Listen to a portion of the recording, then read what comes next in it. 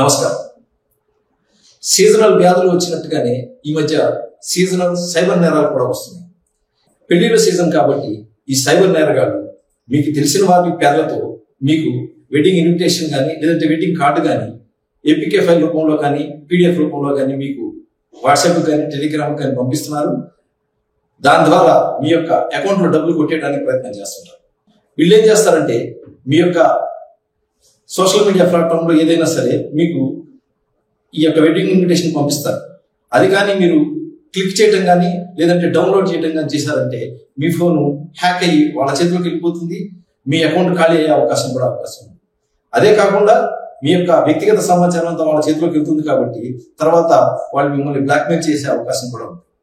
ఈ యొక్క స్కామ్లు బారిన పడకుండా ఉండాలంటే మీరేం చేయాలి? మొదటగా మీకు తెలియని వ్యక్తుల నుంచి వచ్చినటువంటి ఏపీకే ఫైల్స్ కానీ లింక్స్ కానీ ఎట్టి పరిస్థితుల్లో క్లిక్ చేయకండి. మీకు లింక్స్ క్లిక్ చేయాల్సి వస్తే పంపిన వారి దగ్గర నుంచి లేదంటే ఆ యొక్క లింక్ని యొక్క పూర్తి స్థాయిలో నిర్ధారణ చేసుకొని లేదంటే వెరిఫై చేసుకొని మాత్రమే ఆ లింక్ని క్లిక్ చేయండి. గుర్తుపెట్టుకోండి, ఎట్టి పరిస్థితుల్లోనూ మీరు ఓటీపీస్ని పాస్వర్డ్స్ని వేరే వాళ్ళ ఎవరితో కూడా షేర్ చేయదు. అదేవిధంగా తెలియని లింక్స్ని ఎట్టి పరిస్థితుల్లో క్లిక్ చేయకండి లేదంటే డౌన్లోడ్ చేయకండి. ప్రజాసేవలో ప్రకాశం పోలీస్. నమస్కారం.